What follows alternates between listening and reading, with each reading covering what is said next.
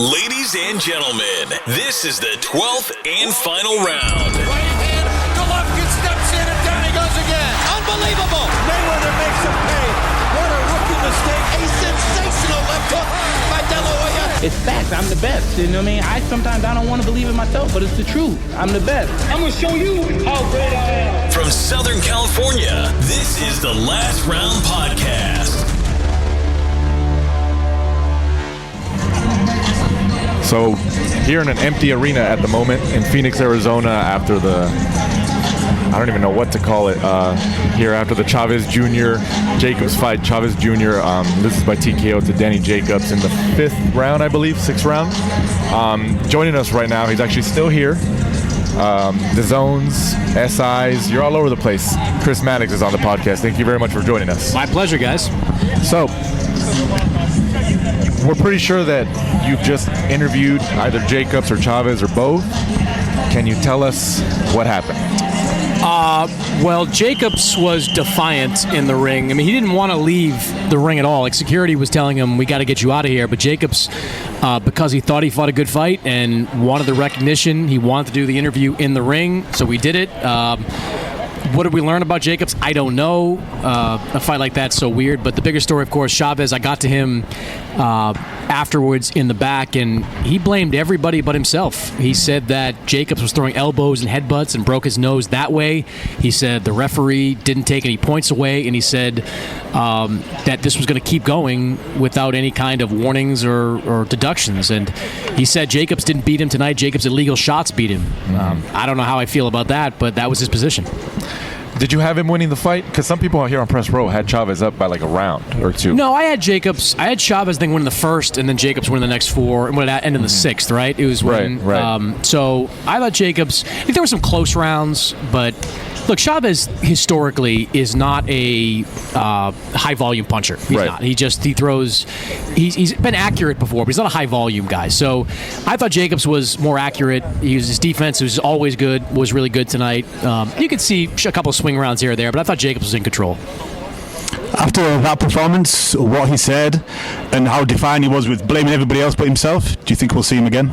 Look, he's propped up by his popularity, and I think some promoter out there is going to see if this performance and the reaction to it negatively affects that popularity. I mean, there were 10,000 fans here tonight, and I would argue 9,500 of them were here for Chavez. Right. And so I think some promoter out there will try to rebuild him by putting him in maybe a Mexican fight or somewhere in Texas and see what he can do, because we've seen reclamation projects before. I mean, Eddie Hearn knew Chavez was probably not going to win, but he was hoping that Chavez kind of didn't embarrass himself because he wanted to use him again. He sells tickets. Absolutely. And he's a name. But I don't know. I think this might have done Chavez in with Matchroom and with Eddie. I don't see how Eddie would want to bring a guy back that, it could certainly argue he quit. Were you able to talk to Eddie following this? Yeah, I talked to Eddie, and I'm kind of echoing what he said. He was disappointed in how it ended there. He thought Chavez was fighting really well early on, fighting like him, showing good size. I mean, Eddie's very busy at 168 pounds, as we know. Chavez probably talking to Freddie Roach this week. Chavez probably going to fight at 175 moving forward anyway because of his weight coming into this. But it's just, I don't think you can bring him back. I don't think you can use him again at a high level because, this is a hard thing to come back from. Did DAZN or Eddie Hearn, Matchroom, did they have any concerns or any reservations about the 168 pounds? Because from my standpoint, I didn't think he could make some 168 when this matchup was announced. Look, nobody really believed it. I mean, it was a question of could he get close enough to 168 that they would go forward with the fight, and they did. I mean, I said this on the broadcast, during the week, he was well over 172 and a half. Like, he had to cut down to get to 172.7. Right. So they expect. That's why they had Gabe Rosado on standby and all that. But Jacobs knew that he'd probably get more credit for beating Chavez than beating Rosado, and I think he did want to test himself against a full-fledged 168 or 175 pounder. Chris, have you ever been involved in any of the madness that happened at the end? All the beer, the food, the Pepsi that was thrown into the ring? No, I mean, trying to think about it, I thought about this the entire time. I'd never seen anything like that. It was, fans justifiably upset. I think it's kind of a, jerky thing to do, for lack of a better word, to throw stuff like that. But look, you pay for these tickets, you pay good money for them.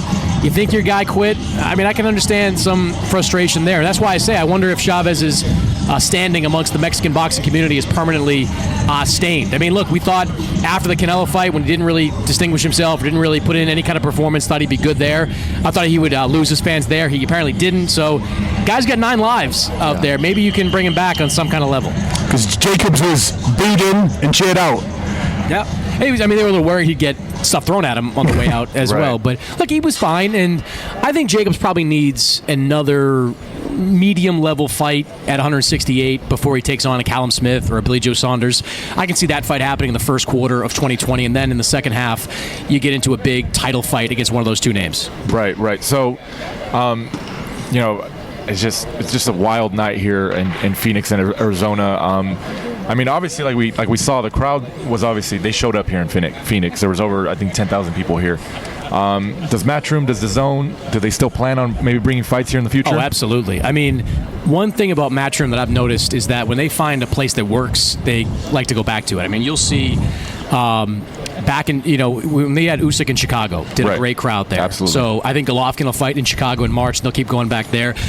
Mexican fans clearly come out for this. So Eddie's got some Mexican guys on his roster. You saw Julio Cesar Martinez fight in a big fight and get a win in that one. He's got some other kids. The lighter weight divisions, Juan Francisco Estrada is there. So I think you can see some lighter weight fights there, but no question. If you look, boxing, you have trouble selling tickets all over the country. So if you identify a market that sells tickets, promoters aren't stupid. They're about the bottom line, and they can make some money fighting in Phoenix. Absolutely. Well, Chris, we're going to let you go here. We know we appreciate a couple minutes of your time. I'm going to have some of the adult beverages that were thrown at me tonight. You could have caught a few that flew into the ring. I was just glad I didn't get a hit by it. I was worried. Brian Candy, my broadcast partner, got whacked by a good one. There were some full beers being touched. There was. I'm kind of looking around like $15. Too. I still have the mindset. I'm like, dude, it's a waste of beer. Like, where are you going? Yeah, it is $10, $15, like down the drain. That's a lot of money. You should have $15. Should have down the drain. Just throw the cup down the drain. I mean, don't throw anything. It's like WWE. Give me a break. Like, boo all you want, but throwing stuff.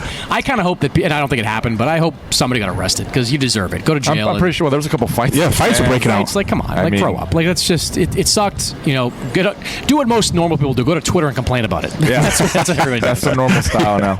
Well, Chris, go ahead and plug your podcast and everything you're doing right now. Yeah, we just you can check out the SI Boxing Podcast every single week, and we got a busy 2020 coming up on DAZN. I mean, it starts January 11th with Munguia. He's going to fight in his first fight at 160. Then there's the big fight in Miami. So, like 2-3 times a month, they've got some pretty good cards. So I'm looking forward to what could be a really look. Mikey Garcia, they saw him tonight. He's going to fight. I'm looking forward to some big events in 2020. Awesome. Well, we appreciate your time, Chris. Anytime, guys. Thank you. Thanks for supporting and listening to the show.